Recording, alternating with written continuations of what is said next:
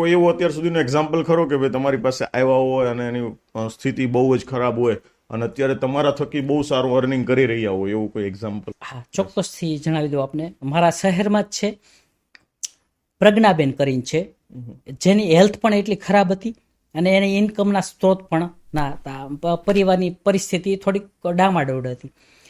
તે મારા વાઈફના કોન્ટેક્ટમાં આવ્યા અને એ બેન રોજની 18 ટેબ્લેટ્સ લેતા હતા, ડેઈલી 18 ટેબ્લેટ્સ.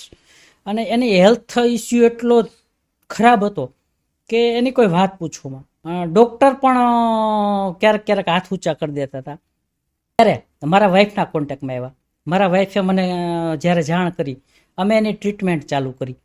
એના ટ્રીટમેન્ટથી અમે 2 મહિનામાં એની 18 ટેબ્લેટ્સ મુકાવી દીધી. ઓહો, વાહ ભાઈ વાહ. 2 મહિના એને હેલ્થ સારામાં સારી થઈ ગઈ.